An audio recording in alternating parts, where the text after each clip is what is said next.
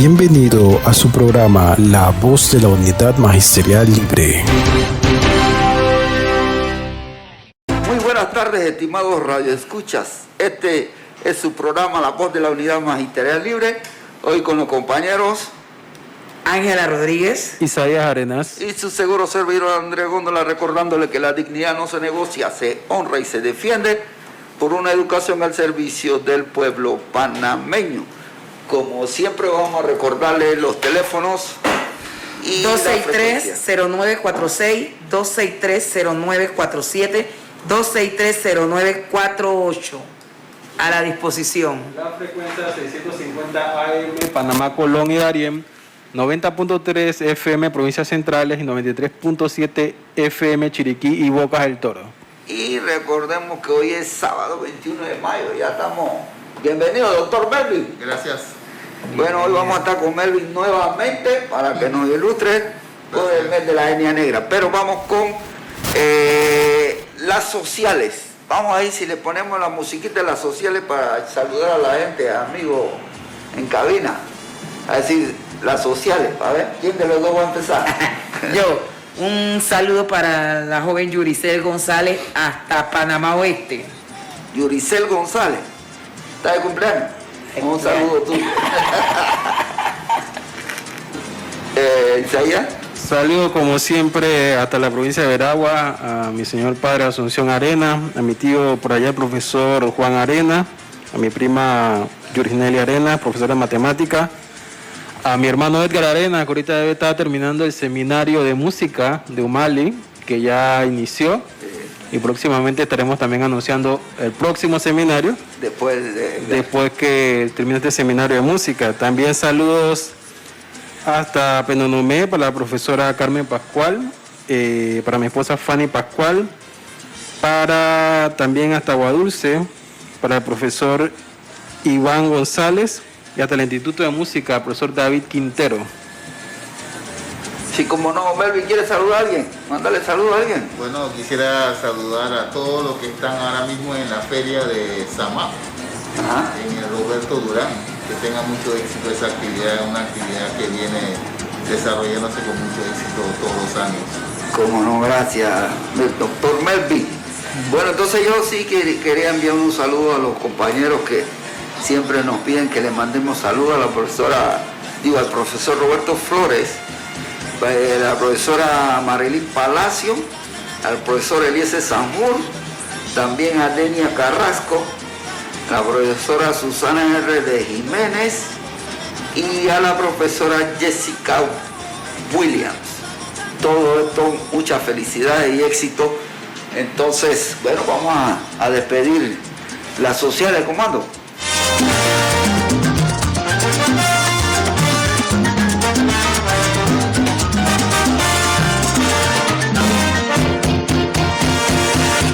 Bueno, entonces el primer tema, vamos a cambio todavía. Vamos al primer tema que queríamos hablar sobre la situación del chatarrismo y cómo está en desuso el arte y oficio. Da tristeza ver el colegio. Yo lo vi ayer en la... No sé si usted lo vio, doctor. No. ¿Tú no lo viste? No, pero sí sé que tristeza el arte y oficio, que es el primer colegio de artesanos, de técnicos. Yo no entiendo por qué hay tanta desidia. Se tira la chatarra allá y entonces se vio las condiciones de los talleres. Da lástima eso, de los talleres. O sea, ponían la noticia del chatarrismo, que el gobierno no sabe qué hacer con la chatarra, la tira y por la ahí. tira al plantel. Exacto, carros, equipo tecnológico, sillas, y todo revuelto. Y Sí, la muchacha no pudo ni entrar, llegó hasta la escalera y dice no puedo entrar, está lleno, eso así, de pura chatarra. Increíble, profesor, un colegio con tanto renombre, con tantas personas técnicas que pudieron salir y hoy en día ejercen la profesión, que permitan que se vaya deteriorando de esa forma. Pero la administración de desechos es algo bien avanzado a nivel mundial. Correcto, pero ¿por qué el gobierno no tiene una iniciativa para tener recursos? porque esos son recursos. Sí tienen los recursos, pero los recursos se van a diferentes áreas que no son para el desarrollo. No, yo me refiero a la chatarra, tú lo puedes vender. Sí, Tú no puedes sí, tirar sí, eso en sí, un colegio, plata. es absurdo. Ese es plata. Ese plata, exacto, eso es lo que le decía a Melvin, que es el dinero. Pero entonces el dinero, y fíjate, lo que una noticia genera otra.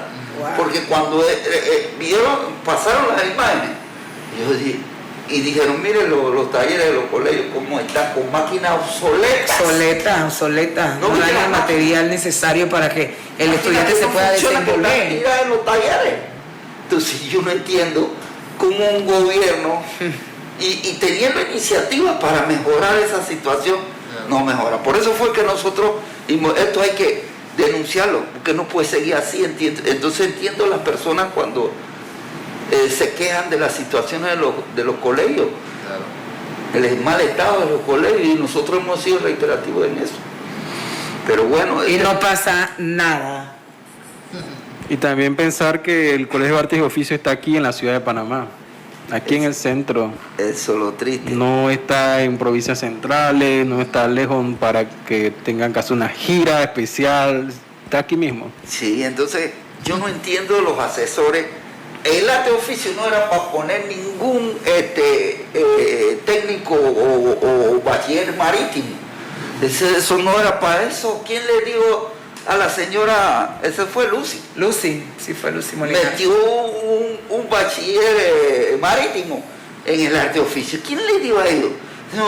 Entonces no tienen simuladores para que esos pelados aprendan algo. Entonces ellos se van a graduar y no saben nada.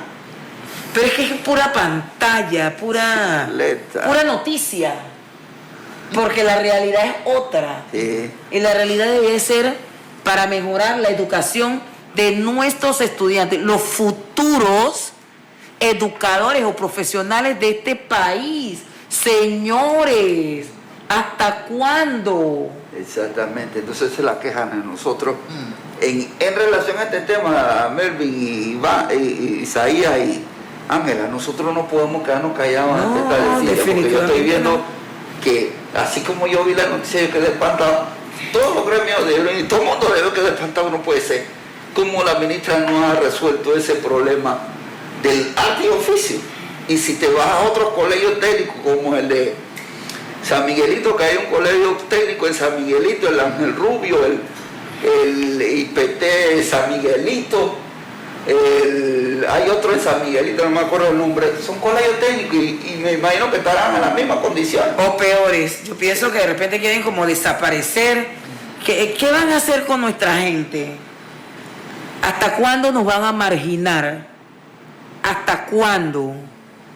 No podemos continuar de esa forma, definitivamente.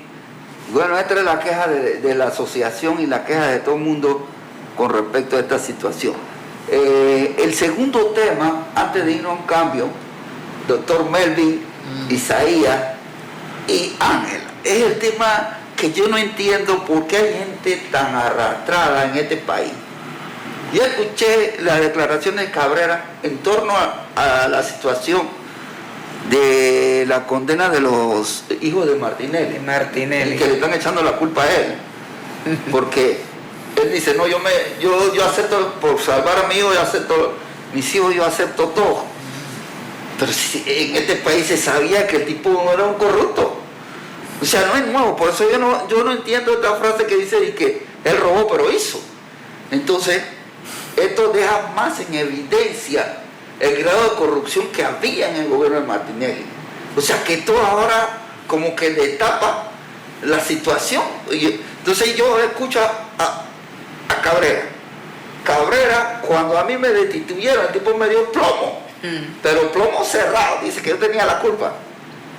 Ahora quiere justificar a Martinelli y los hijos. Que los fiscales fueron muy duros. ¿Qué arrastrado están diciendo esto si cometieron un delito?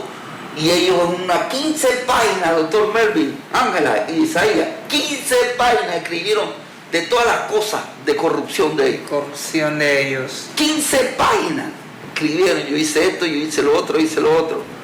Lógico, yo como papá voy a decir, sacrifíqueme a mí, pues. pero dejan a mis hijos. Yo entiendo eso, pero lo que no entiendo, que tú decías y salías con palabras soeces que tú no le debías honrar a nadie, lógico, si tú estás robando. ¿Cómo hiciste todas tus riquezas? Es la pregunta. No, el tipo salió con una cuestión despectiva de que no honré aquí a nadie. Y ahora, Increíble. usted no escuchó esas declaraciones de ese señor y salió con una palabra sucia.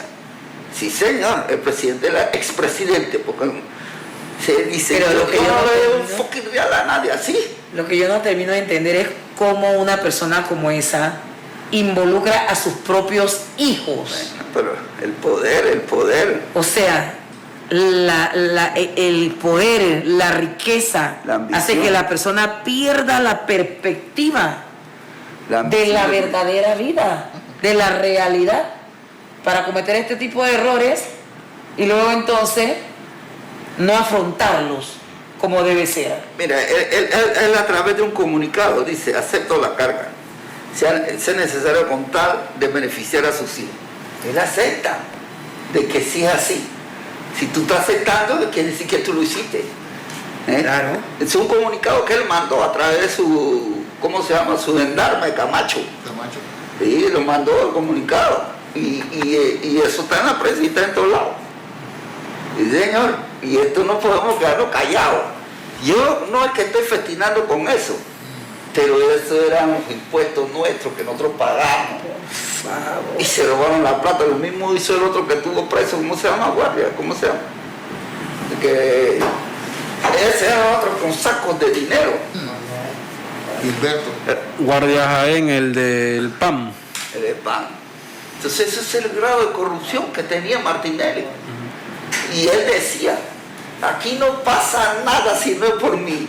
Pero ahora yo me pregunto, cuando los fiscales lo sentencian, ok, ellos devuelven el dinero robado porque debería de ser así. O sea, yo te voy a meter tus 20, 30 años, pero tú tienes que devolver, porque el problema aquí en Panamá es que no devuelven.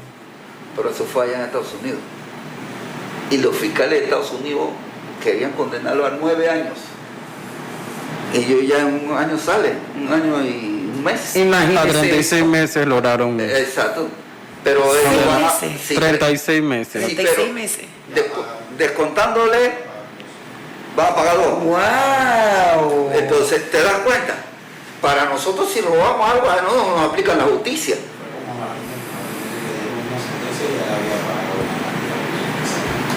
¿Te das cuenta? Entonces, eso es lo que yo no estoy de acuerdo, porque si yo cometo un delito, a mí me van a aplicar la ley, me van a condenar con los años que dice la ley. Aquí o en cualquier lugar del mundo. A partir de ahí, exacto. Yo tengo un cliente que le metieron 120 meses. El tipo tiene 7 años. Y todavía estoy pidiendo una medida para que el tipo salga por estudio. ¿Y qué problema burocrático en este país? Ah, pues. El INADE quiere que... ¿Tú sabes qué quería el INADE? Que yo lo sacara de la cárcel para hacerle la evaluación.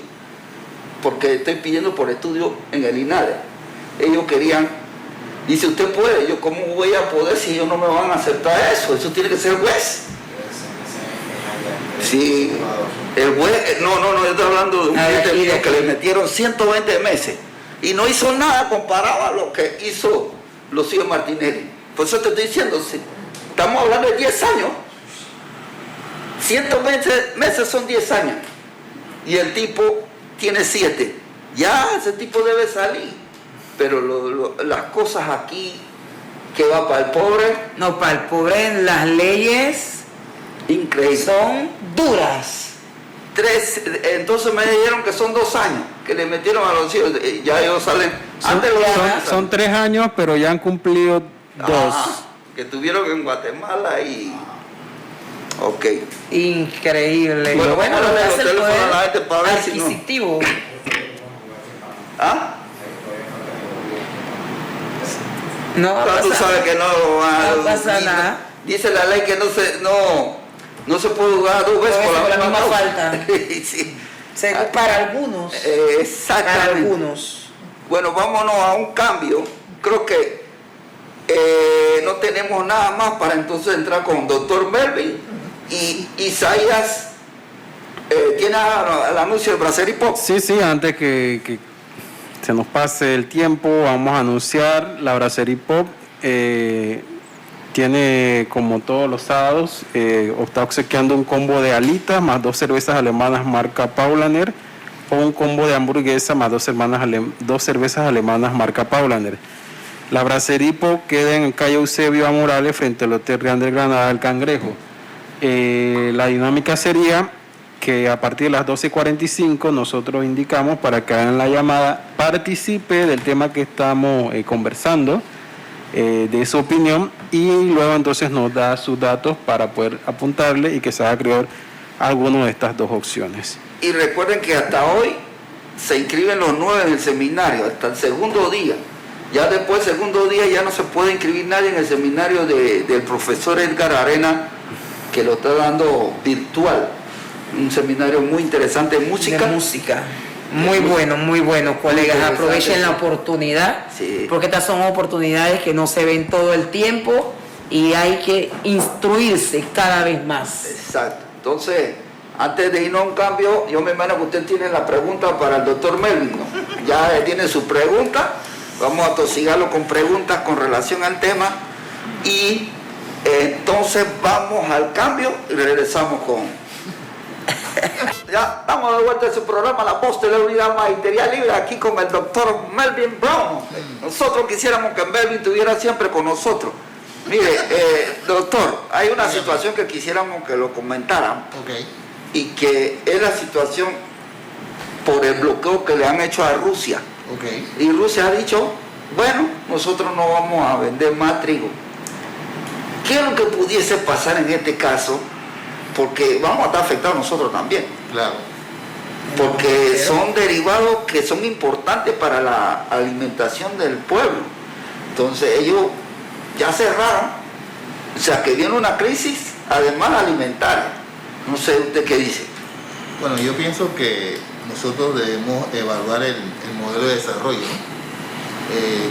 Cuando tienes una población pequeña como la nuestra, 4 millones de personas, un poquito más, debes tratar de asegurar que la seguridad alimentaria de esa población esté asegurada.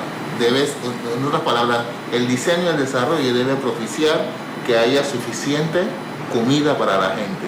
O sea, cuando hay mucha población, como el Distrito Federal de México, Los Ángeles, ciudades que tienen poblaciones que inclusive rebasan el de los estados, tienes problemas que no puedes resolver por la cantidad de personas. Pero cuando tienes un estado nacional como el nuestro, que solo tiene un poquito más de 4 millones, tú debes garantizar las cosas básicas, comida, la administración de los desechos, agua, vivienda, porque estás manejando un grupo de personas que por su número tú puedes resolver los problemas básicos. Yo no estoy hablando de lujo, estoy hablando de los problemas básicos.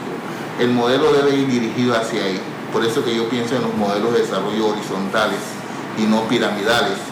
Entonces, antes de la pandemia éramos la segunda economía de más rápido crecimiento en la región. Correcto. Sin embargo, éramos el más desigual. Entonces, ese es el tipo de situación que debemos evaluar. Cómo estamos llevando a cabo la administración social. O sea, la gerencia social debe ir, a mi juicio, acompañado de las realidades de lo que tú tienes que administrar. Si tú tienes una economía pujante y tienes un grupo reducido de personas que administrar, si tú no la administras bien, entonces hay un problema serio de gerencia social. Eso es lo que te puedo comentar. Ok, perfecto. No, yo lo decía desde el punto de vista de la situación entre Estados Unidos y Rusia, porque es el punto, ¿no? Sí. Mi comentario iba en el sentido de que no deberíamos estar sufriendo los vaivenes de esos problemáticas exteriores. Tenemos suficiente tierra para que nosotros podamos garantizar la seguridad alimentaria de un pueblo que es un poquito más de 4 millones. Ese es el punto. Sería sostenibilidad, ¿no? Sí, claro. Más que todo. Exacto.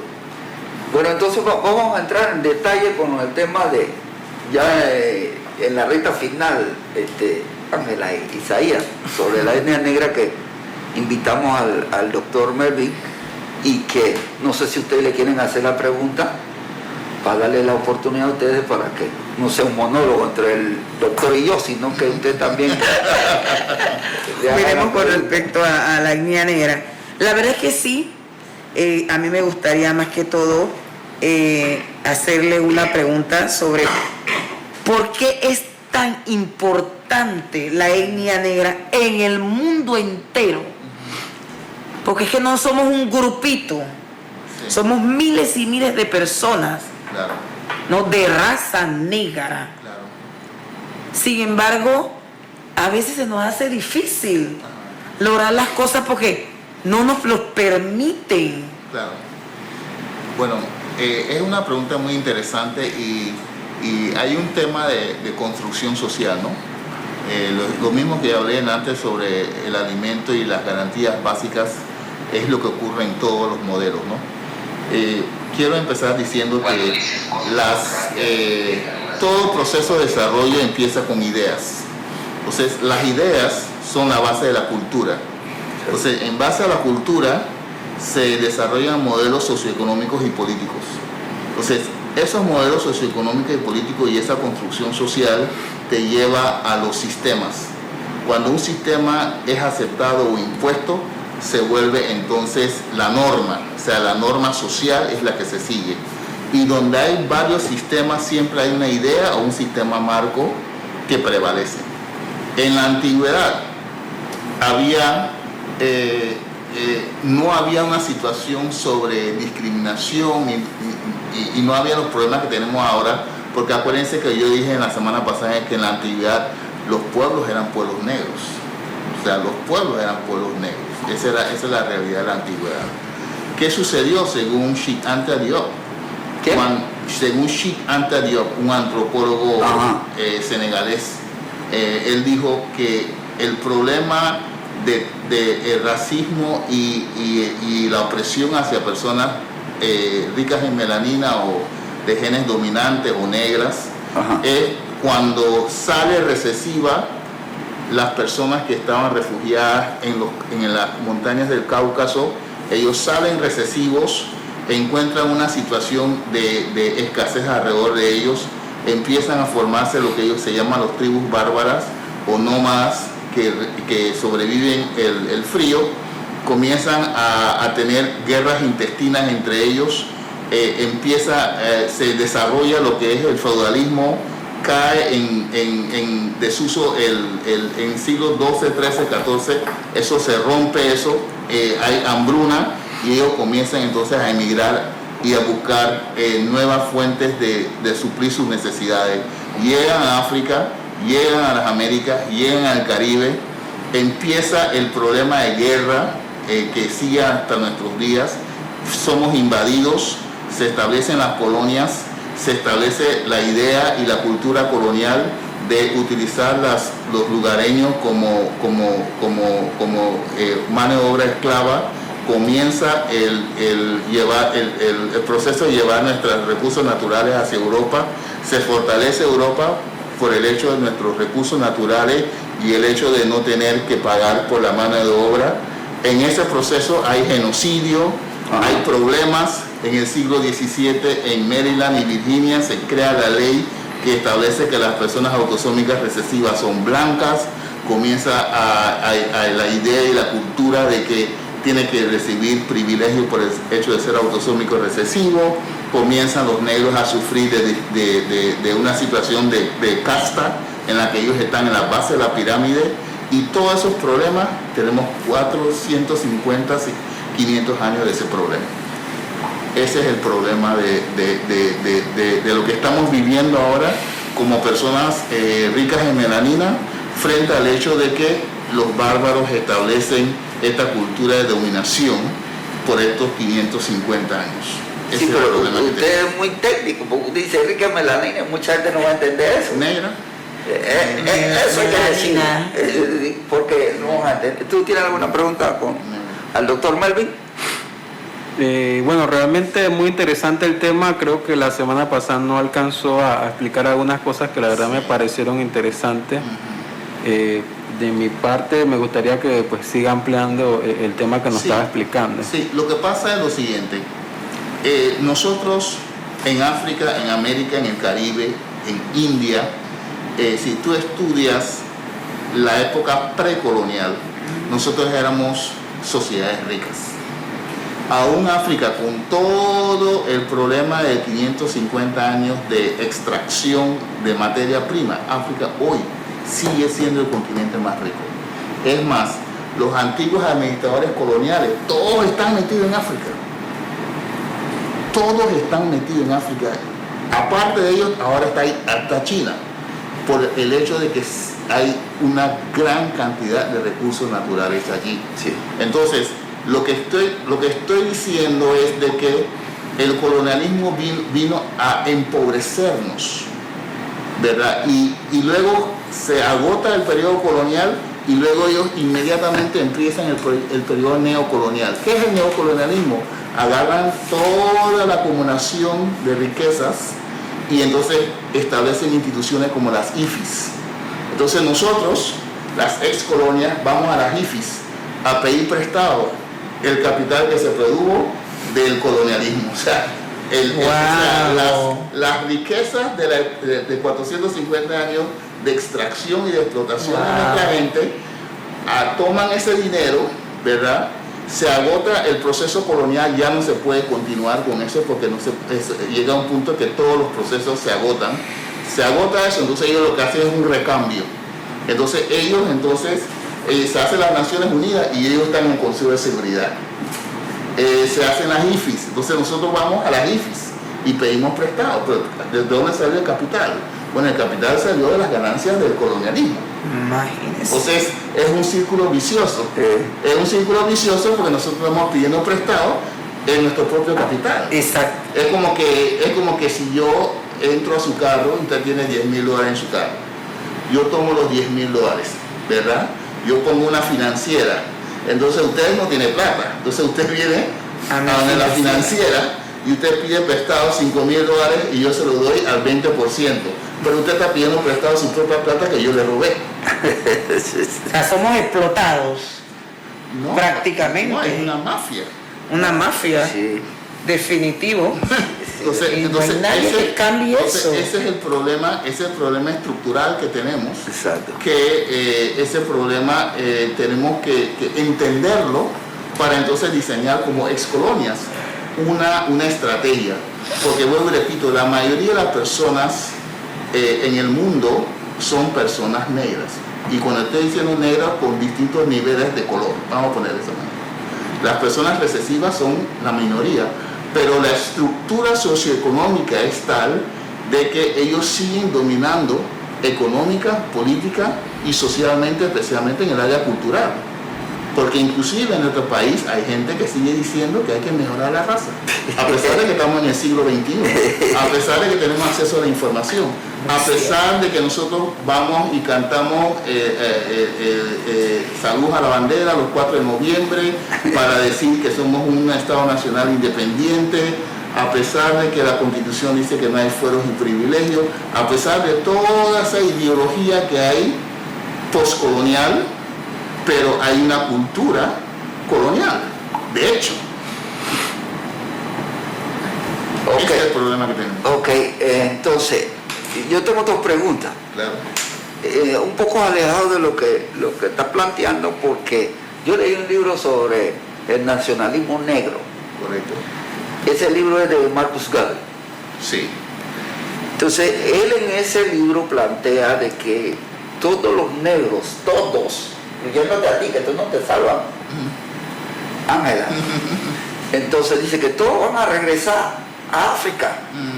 Bueno, hay una ideología que yo comparto, que es la ideología panafricanista, ¿no? Esta ideología dice que la diáspora y África deben trabajar juntos para un desarrollo económico y social que sea sostenible. Ese es el panafricanismo en una forma sucinta, ¿no? Y él fue uno de los campeones de esa ideología, porque él decía que luego del análisis que nosotros acabamos de hacer de cómo fue el tema del colonialismo y todo lo demás, Él decía, ¿cómo es posible que nosotros éramos ricos y que ahora estamos en una sociedad en la cual nosotros solo damos nuestra fuerza de trabajo y recibimos migajas a cambio? Entonces él decía, bueno, regresemos a la tierra de las riquezas, porque aquí estamos siendo explotados. Entonces él fue uno de los campeones de esa mentalidad. Yo por lo menos tengo una variante de la ideología y es que yo digo que nosotros debemos colaborar, la diáspora y África, porque estamos hablando de 1.3 billones de personas. Entonces eso de por sí es un mercado nacional que puede producir muchos beneficios si lo administramos bien. Ajá. Porque todas las economías dependen de los mercados. En otras palabras, dependiendo de tu mercado, tú puedes determinar qué tipo de modelo tú puedes construir y que puede traer bienestar social, obviamente. Eso es lo que nosotros estamos planteando. Entonces, mi variante sobre el tema del panafricanismo es, independientemente de que regreses físicamente o no, debe haber una estrategia nacional afro por los números. ¿Qué quiero decir con esto? Nosotros en las Américas tenemos 200 millones de personas negras, 42 millones en Estados Unidos, 100 millones en Brasil y los otros repartidos en Centroamérica, Caribe y Sudamérica. Ese es un mercado nacional que, si ese mercado nacional se organiza, puede traer prosperidad para las personas que están dentro de ese mercado. Así que los mercados tienen que ver con números y tienen que ver con capacidad de producción de bienes y de servicios. Entonces, en la medida que tú entiendes eso y tú desarrollas un modelo que pueda satisfacer las necesidades, por ejemplo, productivas y de consumo de tu propio mercado, ahí se genera riquezas. Entonces, ese concepto es un concepto que a nosotros nos favorece, porque el concepto colonial y neocolonial no nos favorece, porque no fue diseñado para que nosotros pudiéramos prosperar. Fue diseñado para que Europa y los administradores de las colonias prosperaran. Así mismo es. O sea que es un tema de diseño, de cómo tú construyes las sociedades. Todo diseño va a favorecer a un grupo, ¿verdad?, en detrimento de otro. Siempre los modelos están así. Siempre es un tema de para quién tú diseñas los modelos. Sí, no, y entonces, una última pregunta para irnos a un cambio y regresar. En relación a una película que dieron sobre el diamante negro. No sé si usted vio esa película, Diamante Negro, que precisamente es lo que usted plantea de la explotación de los recursos que tiene África, y específicamente era del diamante, que lo sacaban en bruto y después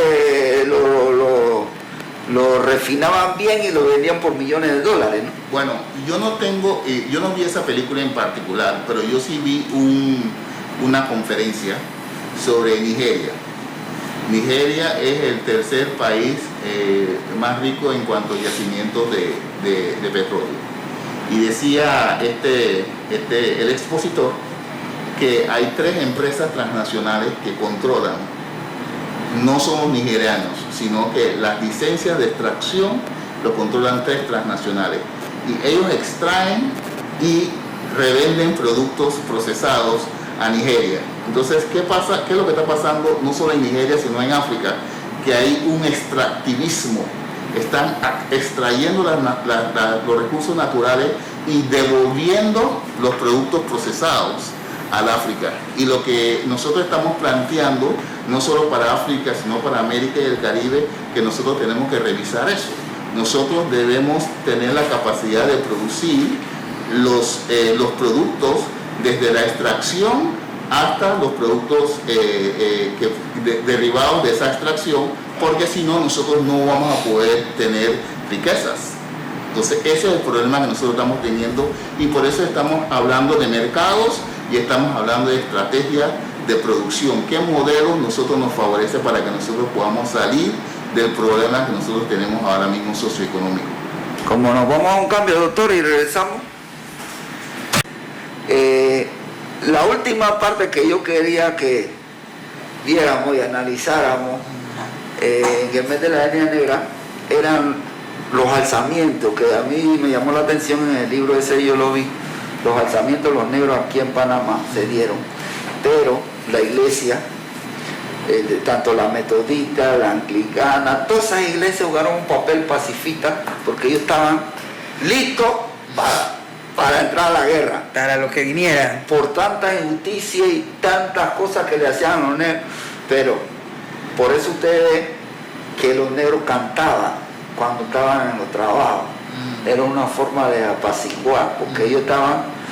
Y cuando tú hablas de injusticia, también te lo da el libro de Raíces, Roots, te dice todo lo que hicieron con los negros en esa época. Entonces, don Melvin, nos gustaría que nos hicieran una reseña ahí en relación, pero en nuestra realidad en Panamá. Nuestra realidad. O sea, lo que obviamente el profesor Góndola y Agatha Williams son autoridades en tema de historia negra.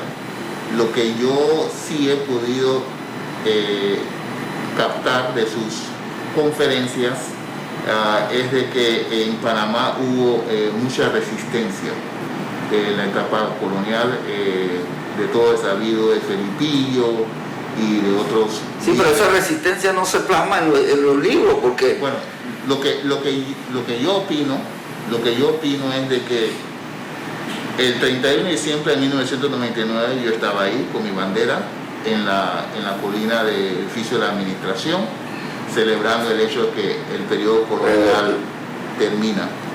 Pero como expliqué antes, como esto tiene un trasfondo cultural, ideológico y de sistemas, si nosotros no descolonizamos el país, si no entramos a revisar los libros, lo que se usa en las escuelas, la información, antes nosotros no teníamos el control porque estábamos bajo el imperio, la bota de la colonia. Pero ya después del 31 de diciembre del 99 no tenemos excusa, porque ya tenemos un Estado nacional sin quinta frontera. Exacto. Entonces, a mi juicio, viene la discusión ahora de cómo vamos a revisar toda la desinformación y todas las cosas que nosotros hemos ido consumiendo generación tras generación, que son productos de la mentira y que favorece a un sistema que ya pasó. Entonces, si pasó, debemos entonces tener hacer la tarea de hacer la revisión y adecuación de la información y ponerlo en su justa medida para que nosotros podamos tener una generación, esta y la próxima, descolonizada, o sea, en la cual hemos revisado la información, hemos actualizado, tenemos los centros de investigación, comenzamos a darle presupuesto a nuestros investigadores, a nuestros académicos, para que produzcan un material actualizado que los jóvenes, que los intelectuales han producido y que podamos tener una generación que no sea alienada con una información desactualizada. Entonces, esa es la tarea, a mi juicio, que queda pendiente, porque aunque la fecha es 31 de diciembre del 99, pero hay una cultura y hay una desinformación que hay que limpiar la casa y arreglarla. Entonces, a mi juicio, esa es la tarea que tenemos que hacer. Sí, porque yo creo que la historia de Bayano, de Mandinga, y esa historia es como ficticia. Yo la siento que como ficticia. Inclusive lo de los arrabales, en donde usted dice, había resistencia, había mucha resistencia. Y la resistencia lo tuve que leer yo en el libro. Yo dije, chuleta, no sabía. Yo no sabía que había tanta resistencia en la construcción del canal del ferrocarril, había resistencia a los negros, y eso no se plasma en ningún libro. Inclusive, por ejemplo, la historia del país no la dicen. Claro, la historia, por ejemplo, de la lucha del inquilinato, por ejemplo, yo no estudié eso en la escuela, ¿verdad? Yo fui dirigente sindical en el área del canal, pero la historia esa de todo lo que hubo, de toda la labor organizativa del sector obrero en el área del canal, esa historia, eso no se enseña en ningún lado. Entonces, me parece que para hacer justicia para el tema de la liberación nuestra, la liberación de nuestro país. Nosotros tenemos una tarea, a mi juicio, que hacer para que todo este cúmulo de información pueda pasar a libros, que es el libro que nosotros vamos a consumir en las escuelas, inclusive cívica. La materia cívica debe ser una materia en la cual toda esta información sea estudiada, sea discutida en los salones de clase, para que las personas puedan enriquecerse de la información correcta y no una información, a mi juicio, sesgada. Ok, ¿tenemos llamada? Ajá. ¿Va a opinar, Araceli? Sí, buena. Sí, quiero dar mi pequeño aporte con referente al tema que están dando. Para hacer una reseña, ¿no? De historia de los negros cuando llegaron a Panamá. Acuérdense que los negros llegaron en 3 oleajes.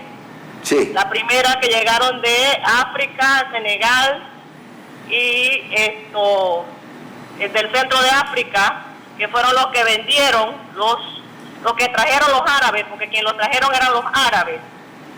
Hay que ser claro en eso, y fueron vendidos a los españoles. Los españoles siempre buscaban pues la fuerza, que fueran corpulentos, jóvenes, sin interesarle si tenían o no familia. Esa es la primera oleaje que llegó, y de ahí se forman los cimarronajes que huyen hacia las montañas, como eran los Bayano, Mozambique, Felipillo, esos.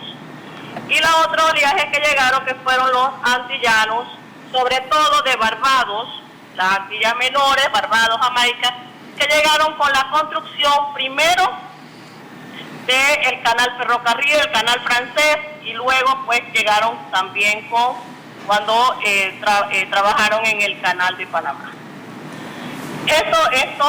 Estos negros que llegaron fueron tratados no con privilegios, sino también de manera infrahumana.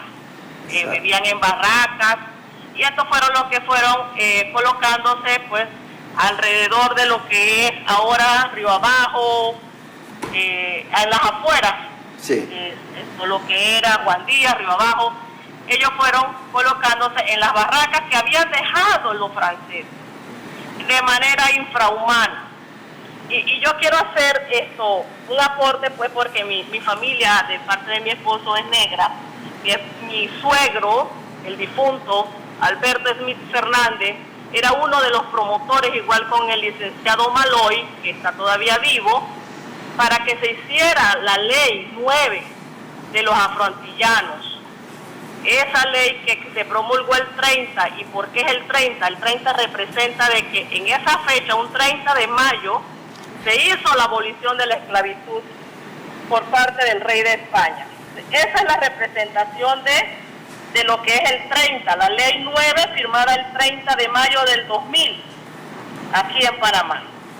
Ese era mi aporte para hacer un poquito de docencia a lo que es pues la llegada de los negros en Panamá. Los negros han hecho muchos aportes valiosos, tanto en la cultura panameña como también aportes a la economía de nuestro país. Y nosotros debemos agradecer eso, la comida afroantillana, la comida de los negros, increíble, buenísima. Bueno, Araceli, no cierre, que Isaías te va a tomar el dato para que te gane lo de Brasserie Pop. Dale. Ok. Dame la cédula, Araceli, que yo te voy a... 9-197-533. Espérate, con calma. 9-197-533. 533. Ok. Dale, pues 36. 533. ¿536 o 33? 33. Ok.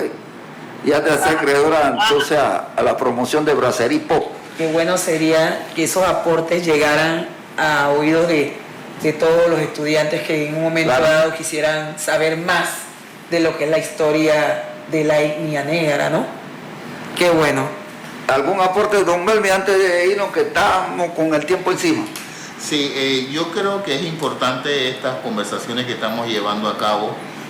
Creo que el proceso de descolonización y de y de investigación de la verdadera historia de Panamá y de los aportes de los distintos grupos étnicos es algo fundamental para la nueva etapa postcolonial que estamos viviendo.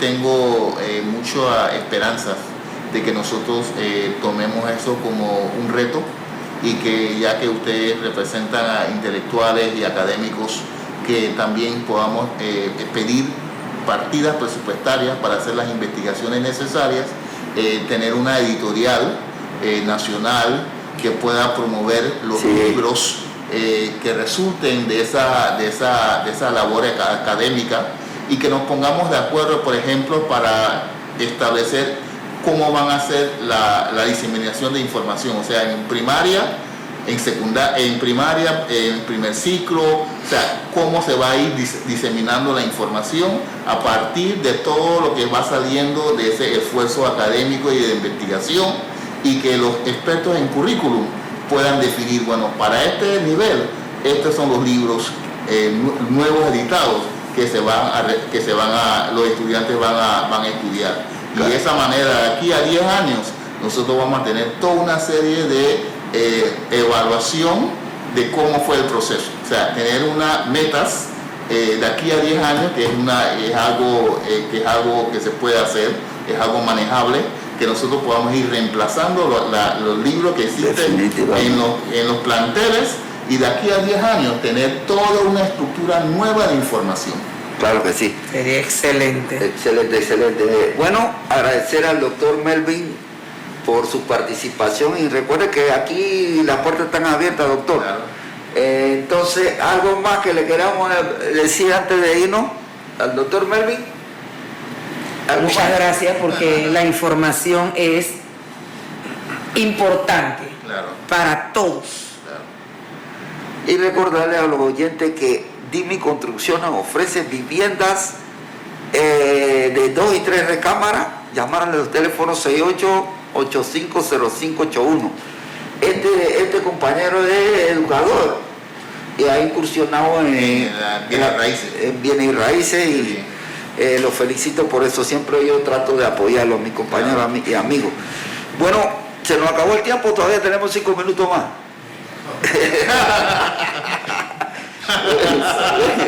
Bueno, su voz hoy. Melvin Brown, Ángela Rodríguez, Isaías Arenas. Y su seguro servidor Andrés Góndola, recordándole siempre que la dignidad no se negocia, se honra y se defiende. Nos vemos el próximo sábado. Gracias por acompañarnos y recuerde suscribirse a nuestro canal, activar la campanita de notificaciones y seguirnos en nuestras redes sociales @Unidad Magisterial Libre. Hasta pronto.